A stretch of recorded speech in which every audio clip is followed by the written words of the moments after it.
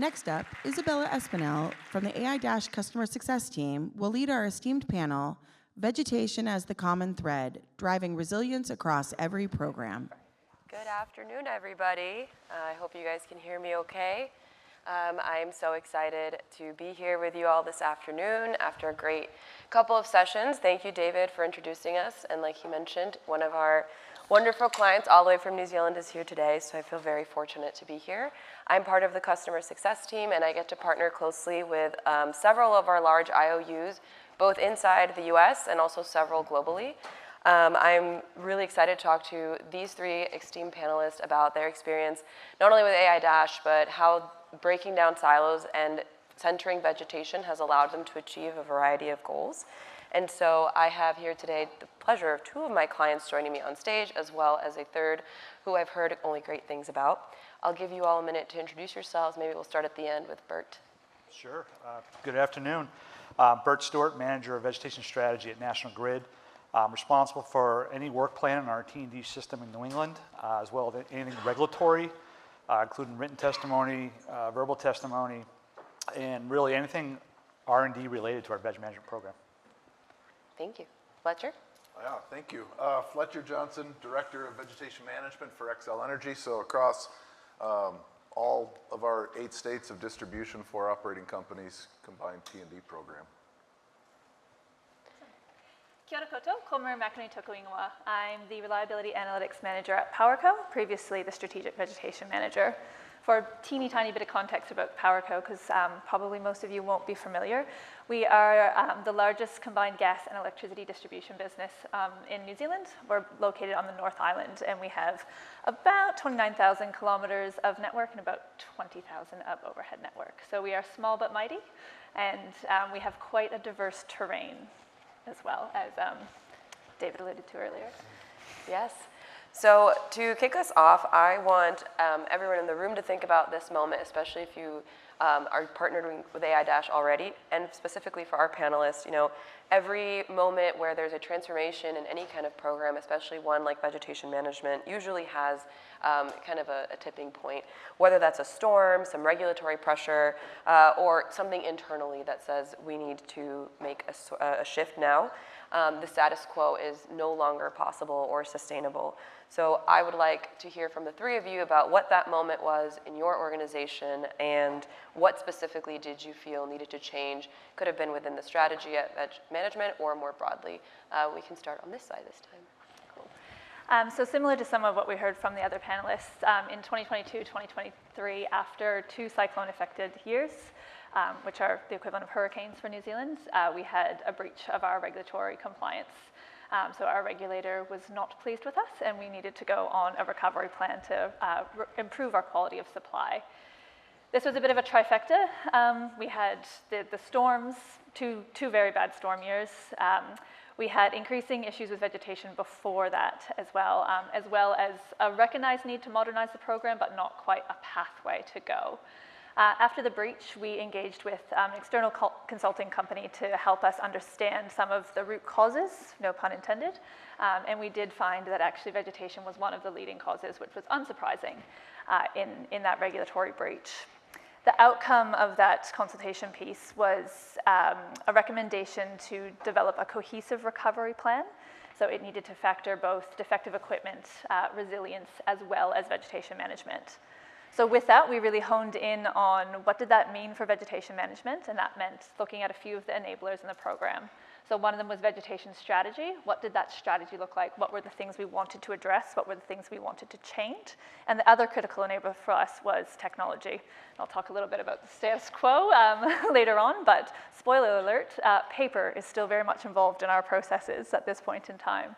So that's really where our partnership with AiDASH started, was to bring us a little bit more up to speed and modernized with our vegetation data. Fletcher? Yeah, I mean, as I mentioned earlier with Xcel Energy 8 states and it being a centralized program, we were battling a lot of, the situational awareness term. Certainly, it's very hard to have situational awareness across 50,000 miles of distribution and about 20,000 of transmission. And then another very challenging thing is figuring out your kind of having a non-biased way of figuring out cost forecasting and target setting, relying on, you know, my very awesome staff, but at the same time, those 7 people all think differently and they all have biases. And so started, I don't know, it was, I think in the late teens, all of us, I think first started hearing about potential of different remote sensing solutions to start getting that situational awareness. And then, but, you know, it was, everybody would come looking to, you know, usually to maybe the veg director or whatever to start to try to sell whatever that is. And you started to see kind of the glimmer of what could be the potential. But it's still at the time, I don't think there was any executive buy-in yet on just, wait, it's a tree solution.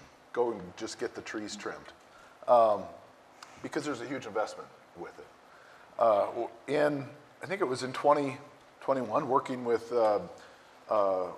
BCG at the time, recommended that we explore satellite imagery as part of a larger review of our program, and that was the time where we seized on it. They had a partner, being AiDASH, in what they recommended, and so again, I was all in, along with Alex, who's here with me, and as you heard Todd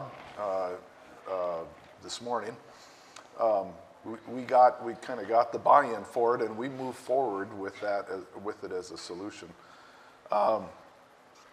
You know, I will say there were some hurdles too of that's what we wanted to do, but then getting tech services or IT and getting procurement and all of that aligned, you know, then we finally got the contract signed, and at that point, we're starting in about 2021, we're able to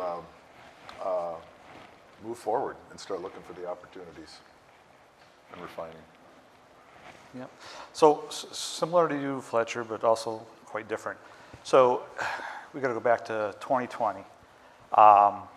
I represent our jurisdiction in Massachusetts, so I'm going to speak for Massachusetts for National Grid because we are a multinational company. We're in the UK as well as upstate New York. Our SAIDI target at that year was 144 minutes. We finished the year with a nice 301 minutes. I reported directly to a VP of Engineering and Asset Management, and she said to me, we need you to find something better. You need to have a bad thing to happen sometimes to get good things to come out of it, and I think this sort of was a result. So as a result, I reached out, did a little market research, like who does condition-based optimization, and I found AiDASH, and I sent out an email, and Brad Smith was the lucky one to respond. He may regret it today, I don't know, but he did respond to me. And that began the dialogue, and as a result, in August of 2020, we decided to do a proof of concept. And generally, when we do a proof of concept, we pick a portion of the territory, and we say, okay, we're gonna apply this proof of concept to this portion of the territory, see what the results were. But you know, we thought about it and said, okay, this is gonna be a fundamental change to our vegetation management program, our distribution network. We need to apply this to the entire footprint in Massachusetts. And that's what we did. So the proof of concept, we ran the model in October of 2020, and the outcome was an actionable work plan for FY21. So what came out of IVMS, we put out the bid to our contractor and said, this is our work plan. And from that point on, never really looked back. That's awesome. Before we go on, I have one quick question, because two things that Bert and Fletcher mentioned, I know Maria is very familiar with over at PowerCo, and I think, Fletcher, something interesting that you mentioned is some of the challenges that exist also with a lot of different biases within teams, and then Bert having, you know, a lot of storms impacting those SAIDI safety targets. So before we go to the next question, I'm going to put Maria on the spot. Since you are a little bit later in the journey than these two, and maybe very similar to some of the folks in our audience, how can you relate to some of those challenges that you all are facing right now as you're in the thick of transitioning from kind of your trigger moment to the future state? If you want to share a little bit about your experience there. Yeah, I think probably not a whole lot different than what's been talked about a lot today, especially in the morning session and talking about kind of the data digital revolution that your organization needs to go on, and the fact that vegetation management in the field is very much an in the field thing, and data is quite far removed from that. So we have had quite a bit of challenge in the change management process of going from, we have this very future state tool that we're now asking people who are accustomed to holding chainsaws to use, and translating to chainsaw is quite a challenging thing. We've had some wins, but it is certainly one of the biggest challenges that we've had. I think we have a path forward, and it really involves quite strong leadership from across the organization. And one of the things that we're really leaning into, which again relates to what's been discussed at length here today, is how we can link in vegetation management as an integral part of our life cycle asset management approach. And what this means is that it's not just the vegetation team that's interested in vegetation. It's actually all of the asset managers, our investment optimization team, our finance team, our network operations center. We have really invested stakeholders now who are quite interested in how this data, this information, and this way of working that we're going on is going to enable them and ultimately enable our organization as a whole. So it's definitely a journey. Yes. And so very similarly, when we did our pre-prep, Fletcher mentioned that, you know, connecting the AiDASH outputs, so those plans that Bert is alluding to that are generated and are so fascinatingly wonderful, need to actually tie to several things across the organization, including, but not limited to, your pricing strategy, the work management platform, SAP, anything else. So wiring that vegetation insight across the full operating system. So I want to hear your perspective and how you all have managed some of that, and where your biggest wins, what's the hardest integration that you've had to deal with, and what is your timeline to, you know, the desired outcome state? Yeah, I'll start with that. It's and I like the question because it's a soapbox that I like to give. I mean, a message. And when you look at a veg program, at least my experience with it in UVM over the last 30 years, and almost 30 years with Excel, is you have a work tip, especially now, pretty much everybody has a software work management platform that you pick with IT and tech services. You have a pricing structure. Maybe it's hourly, maybe it's lump sum, maybe it's unit, but you do that with procurement. You may have a situational awareness program like satellite imagery and AiDASH that was picked with the vegetation management team and implemented. And those three things never happen at the same time. They're all done in different years, and there's zero synchronization between them at all. And the likelihood of having any of that connected to your financial system of record like SAP for invoicing, I mean, good luck. So where I see that we're at a confluence right now with technology as a solution, and I think when I answered this during our prep session, I didn't really recognize how much this was going to be the theme in all of today's, this whole session, is to be able to have a situational awareness platform that can have an output of unitization that's then aligned with the same pricing strategy that you're going to have with procurement, that's also going to be aligned with that work management platform for tracking your work and knowing when it's complete, and to be able to have ties, all of that connected back into SAP in one way or the other, to be able to have all of that united and done as a solution at the same time. I mean, I'm not aware of it having happened in the industry, especially not for a large IOU, and that's pretty exciting for where we're going with it right now. And that's still a lot of other opportunities with Paul's team on wildfire and everything else for other insight into the status of veg. Maria, I would love to hear what you might have to add based on what Fletcher's insight was. Yeah, so PowerCo is also an SAP user. We're also an OMS user. We're also, I don't even know if we have a count of how many applications we have. So the question of integration is a real one, and how do you do that well? And interestingly, the way that PowerCo's used IVMS to date has primarily been around taking the data out of IVMS and ingesting it into our environments in other ways, shapes, and form.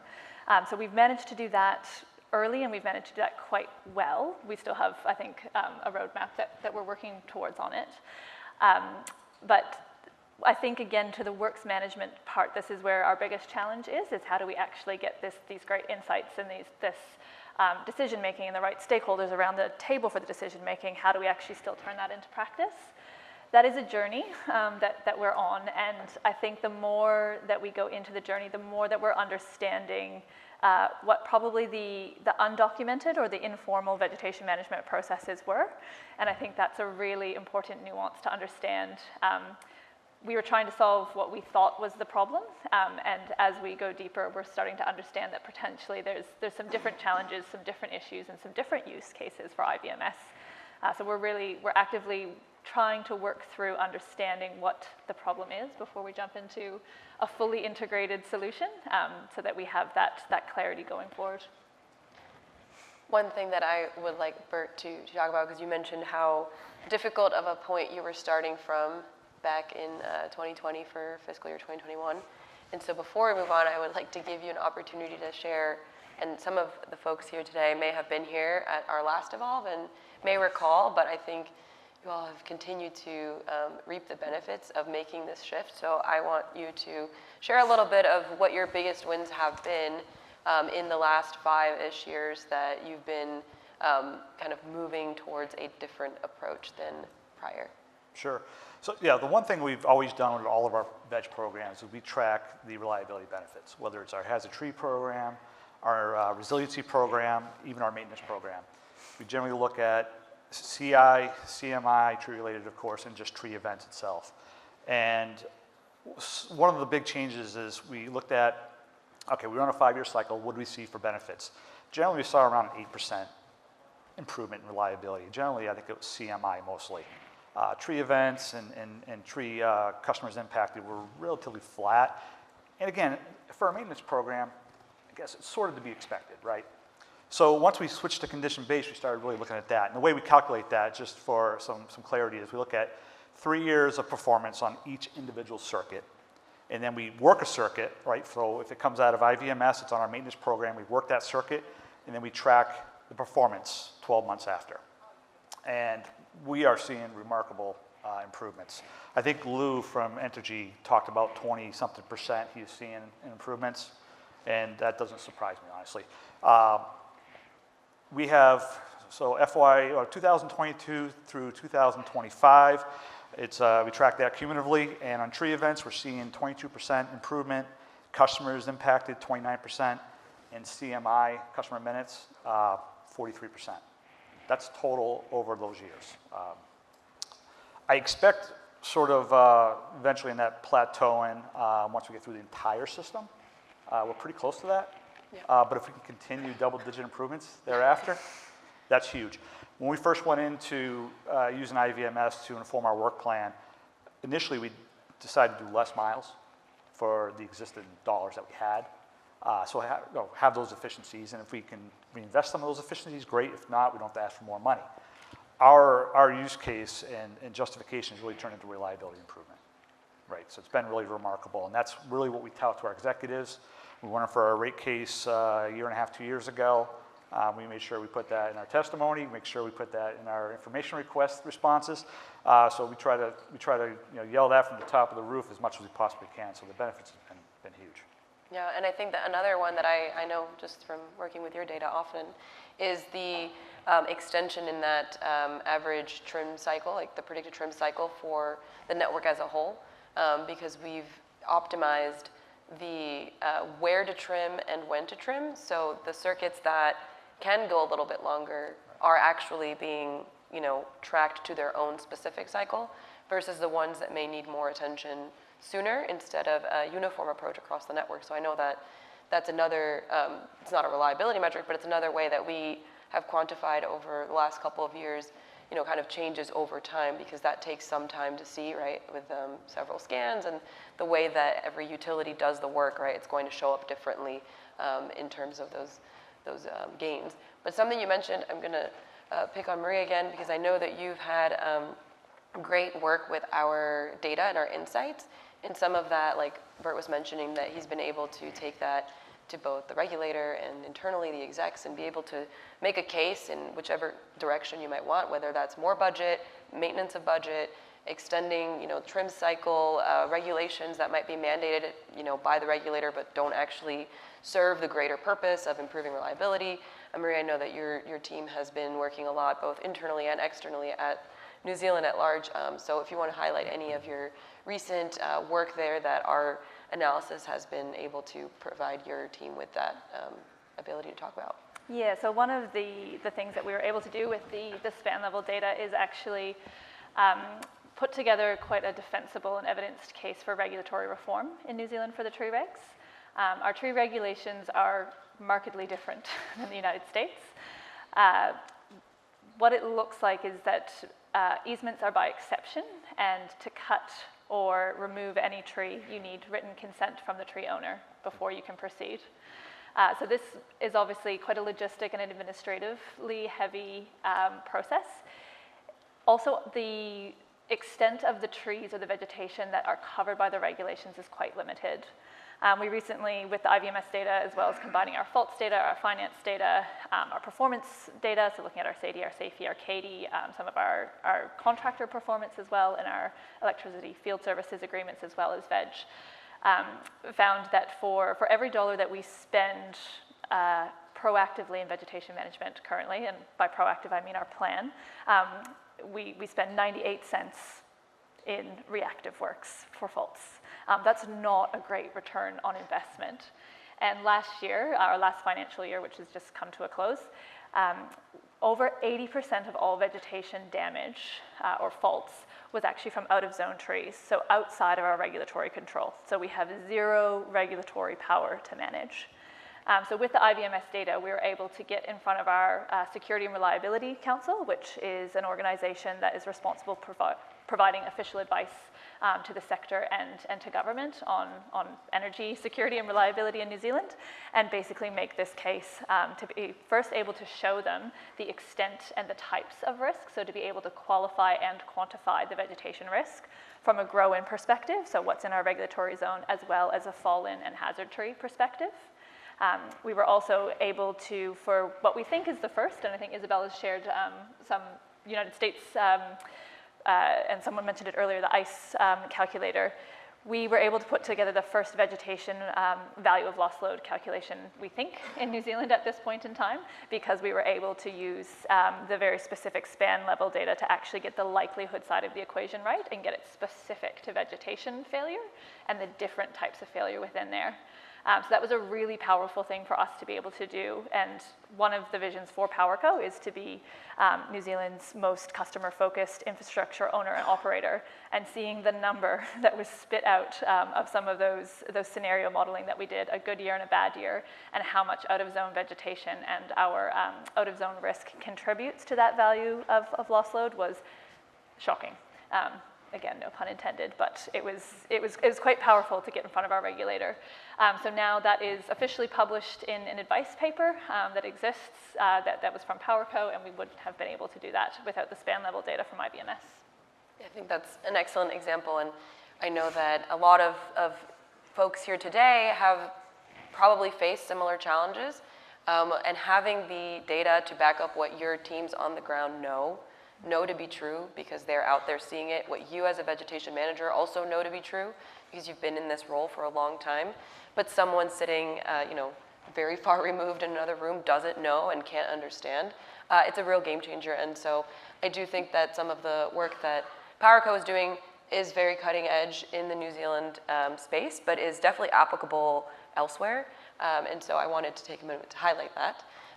Fletcher, do you have anything you want to add on that note, if you all have had similar wins by using all of your vegetation know-how to build certain cases outside of that that perhaps benefit you, but also, you know, excel at large? I got a couple of internal examples I can give.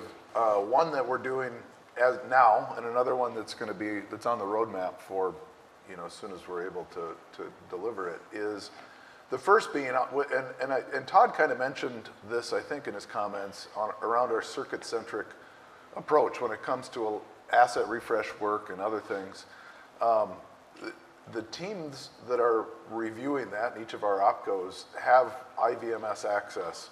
So where we're trying to decide, where do we reconductor, where might we even bury power lines, but where might we reconductor, where are we doing some of our targeted pole replacements and or the pole assessments, so that we can then capitalize veg. There's no sense doing that if part of your purpose is for being able to capitalize some of the associated veg with that.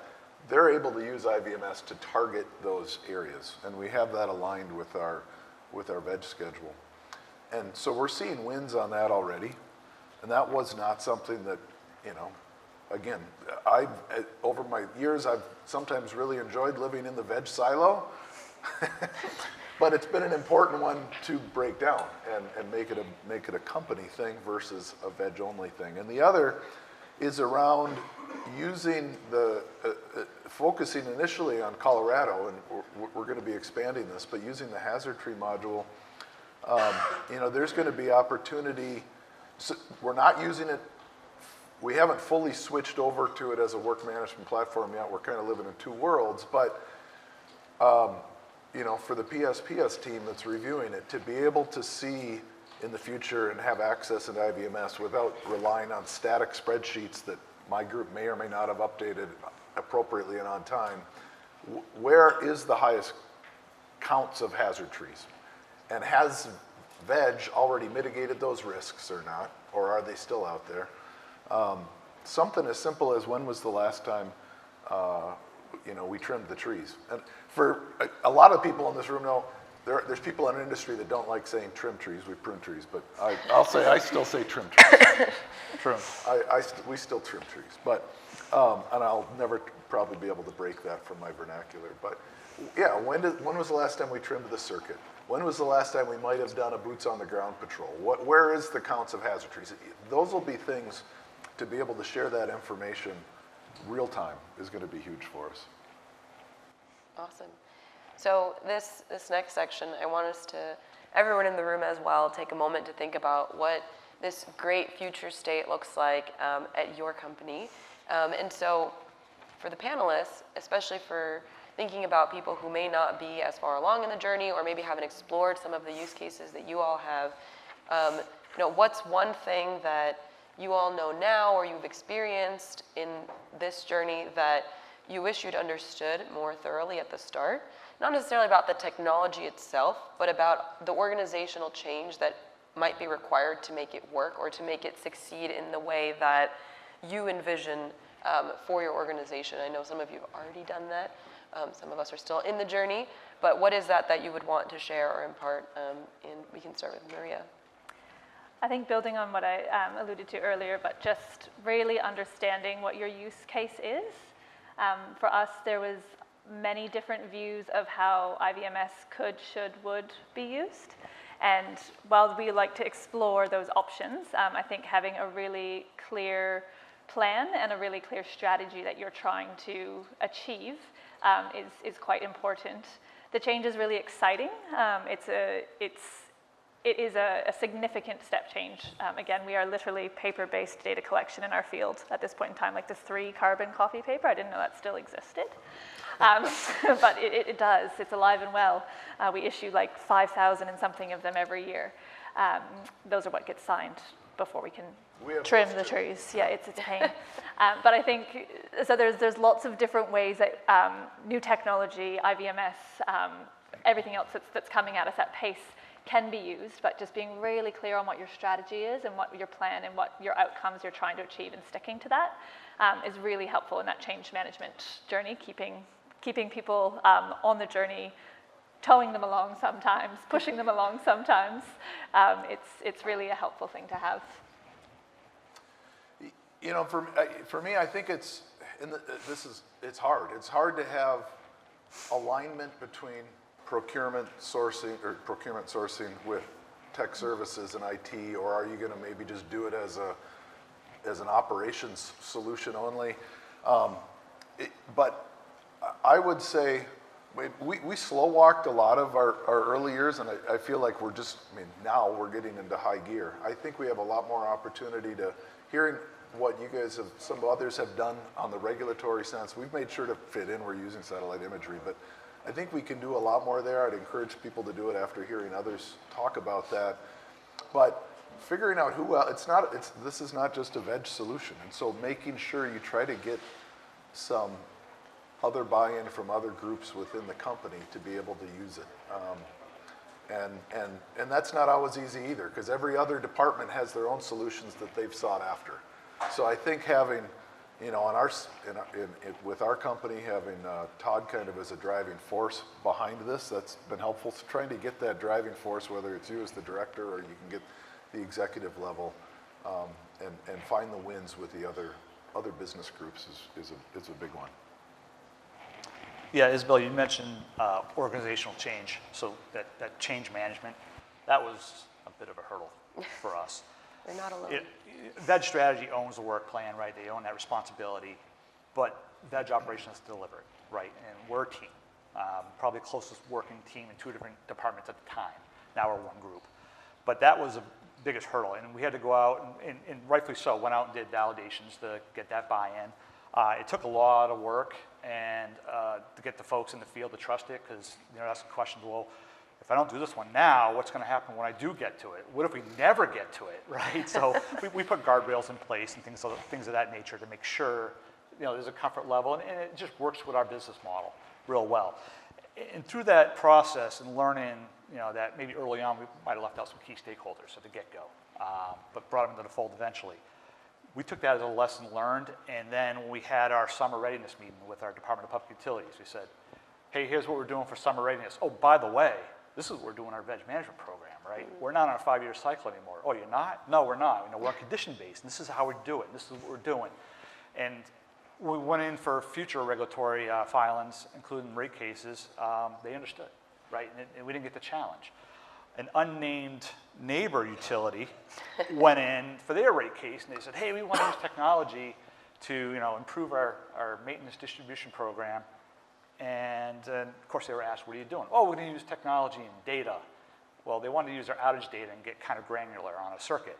And DPU applauded them and said, this is great, but you're still on a 5-year cycle.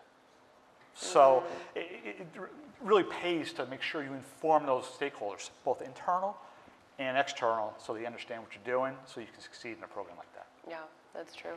And you guys were successful in shifting away from that strict 5-year base to having an informed condition-based situation, which allows you to have all the gains you've had, et cetera, which I think is very important to highlight. I know that some of you may be facing similar pressures, sort of legacy regulation that restricts you in terms of what kind of time-based cycle you might be on, and can hinder some of the changes you might want to make. So I think, Bert, your point there, and Maria, the argument you made earlier to your own commission is really important, because that can pay dividends, maybe not in the first year, but over a few years of having that shift, you'll really start to see it.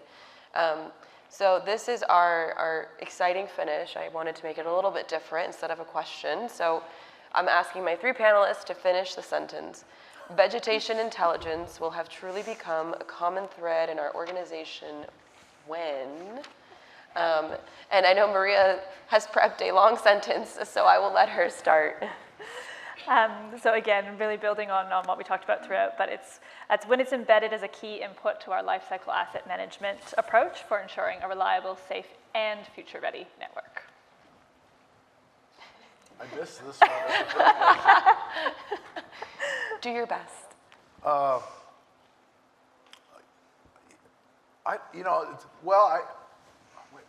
I'll say it again.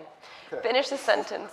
Vegetation intelligence will have truly become a common thread in our organization when? I think, yeah, when we recognize that it's not just a vegetation management thing to solve for. This is a company thing to solve for, and there's so many impacts with across all parts of the group, the company. So I think the more users that are not vegetation management personnel of this system is going to be when we've crossed that hurdle. So mine's going to be long-winded too, probably. We love that. No, I agree with Fletcher. It's not just, looking at just veg management, right? The common theme today has been de-siloing, right? Democratizing the data, and that's what we're trying to do, right? That's what my team is actually trying to do, because we have tons of data from AiDASH, right? We use LiDAR, so we have a lot of data there. We're flying drones. We have three drone pilots in our group. We're getting a lot of information from our drone flights as well.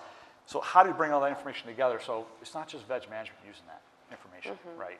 Our engineering group, the designers, transmission engineering, those designers in that group as well, and environmental, right? They're interested in encroachments on the system. So how can folks leverage all this information to get better insight for their purpose, right, and their use cases? To me, that's, when we get there, it's like, yeah, we've reached, near the top. But I don't look at it also just from a national grid perspective internally for our programs and other stakeholders internally. I think about the industry as well, right?